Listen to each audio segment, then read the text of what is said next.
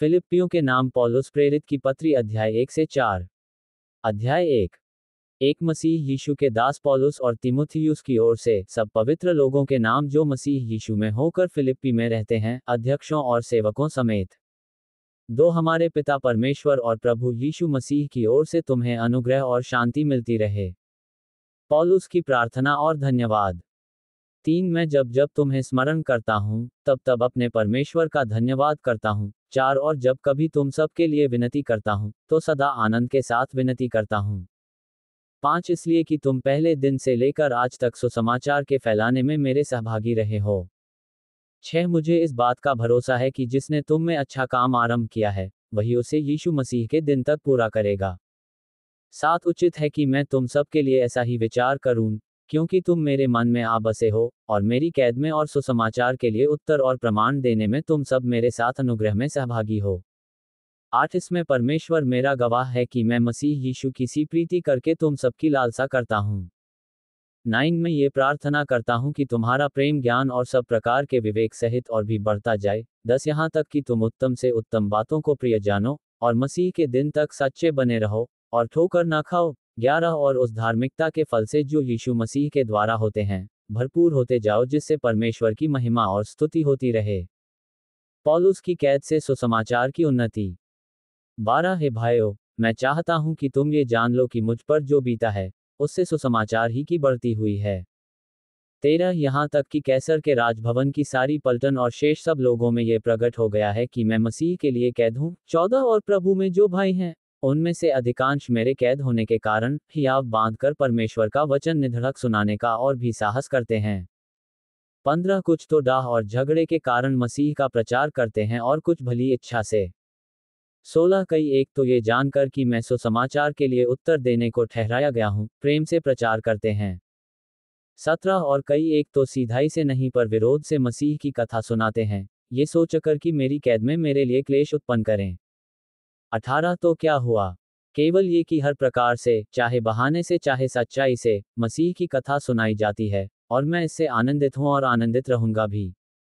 जीवित रहना मसीह है।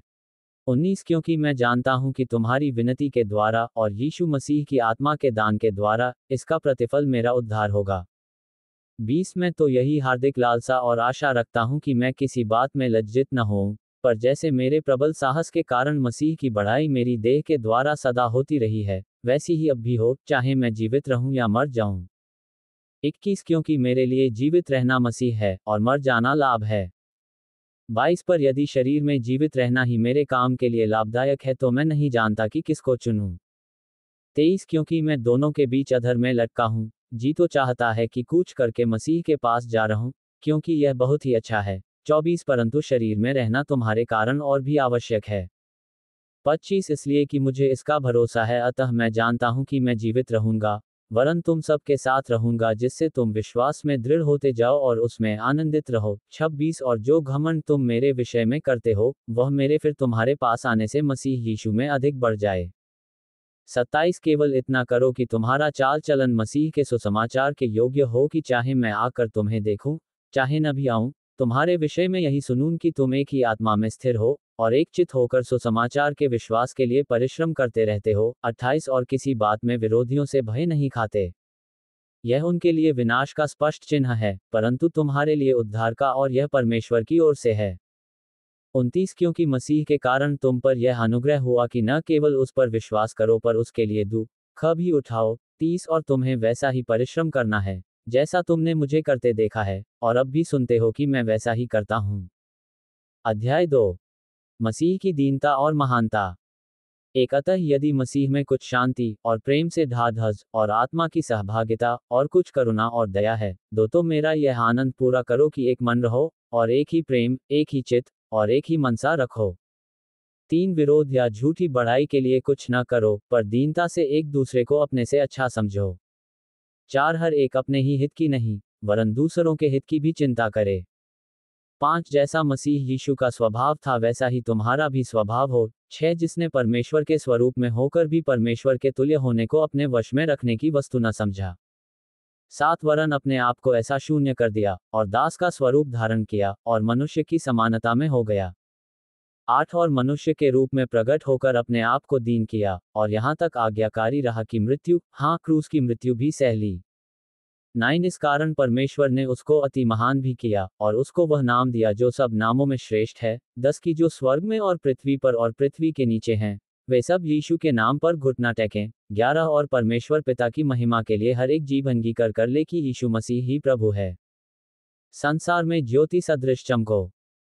12 इसलिए ही मेरे प्रियो, जिस प्रकार तुम सदा से आज्ञा मानते आए हो, वैसे ही अब भी न केवल मेरे साथ रहते हुए पर विशेष करके अब मेरे दूर रहने पर भी डरते और कांपते हुए अपने अपने उद्धार का कार्य पूरा करते जाओ। 13 क्योंकि परमेश्वर ही है जिसने अपनी सुइच्छा निमित्त तुम्हारे मन में इच्छा और काम दोनों बातों के करने का प्रभाव डाला है।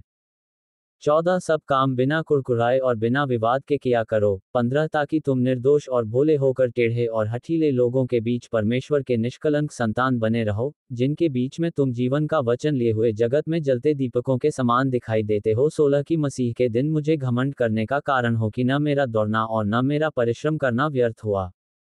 17 यदि मुझे तुम्हारे विश्वास रूपी बलिदान और सेवा के साथ अपना लहू भी बहाना पड़े, तो भी मैं आनंदित हूँ और तुम सबके साथ आनंद करता हूँ। 18 वैसे ही तुम भी आनंदित हो और मेरे साथ आनंद करो। तीमुथियुस और एपफ्रोदीतुस। 19 मुझे प्रभु यीशु में आशा है कि मैं तीमुथियुस को तुम्हारे पास तुरंत भेजूंगा, ताकि तुम्हारी दशा सुनकर मुझे शांति मिले। 20 क्योंकि मेरे पास ऐसे स्वभाव का कोई नहीं जो शुद्ध मन से तुम्हारी चिंता करे। 21 क्योंकि सब अपने स्वार्थ की खोज में रहते हैं, न कि यीशु मसीह की। 22 पर उसको तो तुमने परखा और जान भी लिया है कि जैसा पुत्र पिता के साथ करता है, वैसा ही उसने सुसमाचार के फैलाने में मेरे साथ परिश्रम किया। 23 इसलिए मुझे आशा है कि ज्यों ही मुझे जान पड़ेगा कि मेरी क्या दशा होगी, त्यों ही मैं उसे तुरंत भेज दूंगा। 24 और मुझे प्रभु में भरोसा है कि मैं आप भी शीघ्र आऊंगा।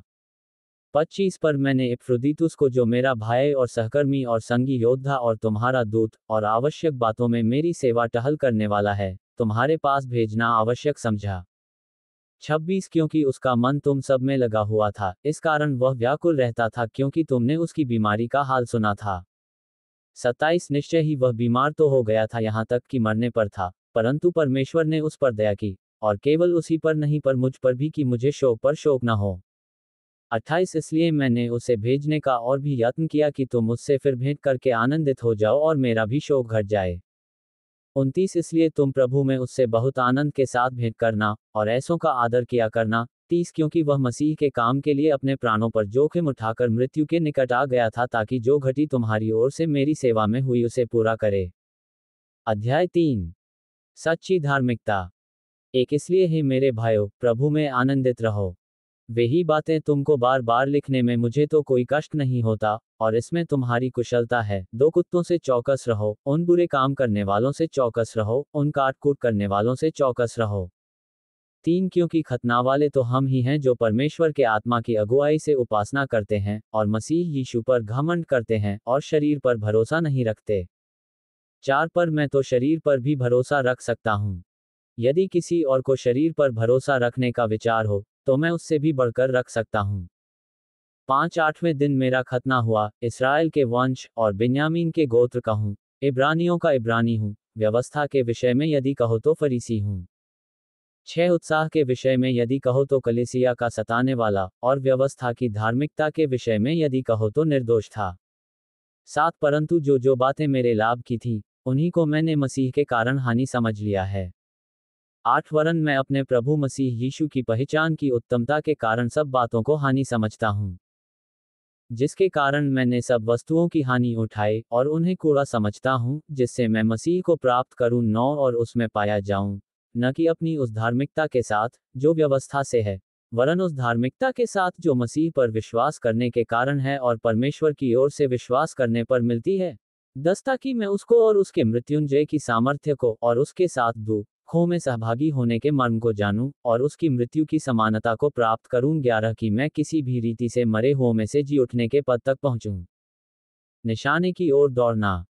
12 यह मतलब नहीं कि मैं पा चुका हूं या सिद्ध हो चुका हूं, पर उस पदार्थ को पकड़ने के लिए दौड़ा चला जाता हूं, जिसके लिए मसीह यीशु ने मुझे पकड़ा था।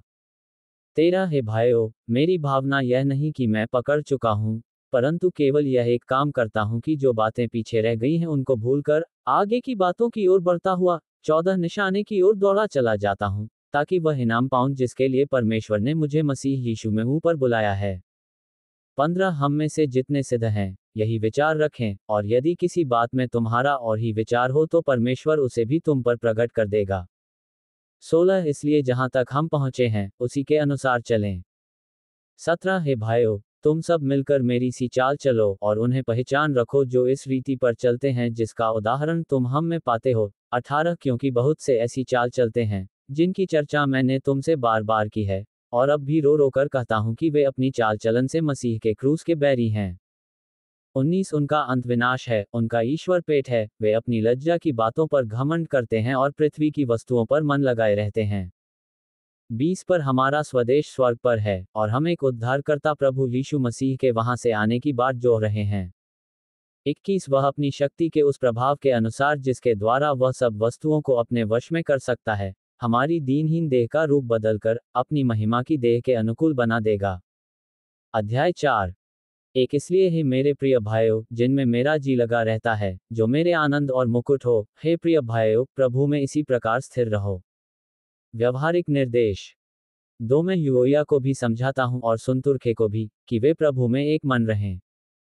3 हे सच्चे सहकर्मी, मैं तुझसे भी विनती करता हूं कि तू उन स्त्रियों की सहायता कर, क्योंकि उन्होंने मेरे साथ सुसमाचार फैलाने में क्लेमेंस और मेरे अन्य सहकर्मियों समेत परिश्रम किया, जिनके नाम जीवन की पुस्तक में लिखे हुए हैं।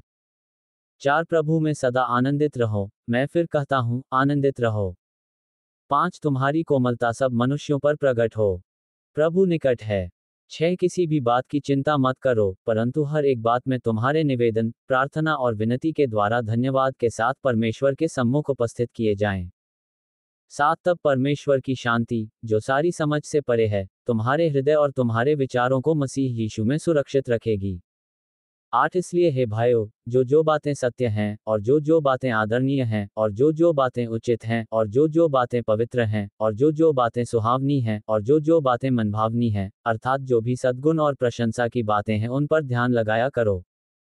9 जो बातें तुमने मुझसे सीखी और ग्रहण की और सुनी और मुझ में देखी, उन्हीं का पालन किया करो, तब परमेश्वर जो शांति का सोता है तुम्हारे साथ रहेगा।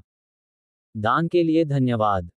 10 मैं प्रभु में बहुत आनंदित हूं कि अब इतने दिनों के बाद तुम्हारी चिंता मेरे विषय में फिर जागृत हुई है। निश्चय तुम्हें आरंभ में भी इसका विचार था, पर तुम्हें अवसर न मिला। 11 ये नहीं कि मैं अपनी घटी के कारण ये कहता हूं, क्योंकि मैंने ये सीखा है कि जिस दशा में हूं उसी में संतोष करूं। 12 मैं दीन होना भी जानता हूं और बढ़ना भी जानता हूं, हर एक बात और सब दशाओं में मैंने तृप्त होना, भूखा रहना और बढ़ना घटना सीखा है। 13 जो मुझे सामर्थ्य देता है उसमें मैं सब कुछ कर सकता हूं। 14 तो भी तुमने भला किया कि मेरे क्लेश में मेरे सहभागी हुए। 15 हे फिलिप्पियो, तुम आप भी जानते हो कि सुसमाचार प्रचार के आरंभ में, जब मैं मकेदुनिया से विदा हुआ, तब तुम्हें छोड़ और किसी मंडली ने लेने देने के विषय में मेरी सहायता नहीं की। 16 इसी प्रकार जब मैं थिस्सलुनीके में था, तब भी तुमने मेरी घटी पूरी करने के लिए एक बार क्या वरन 2 बार कुछ भेजा था।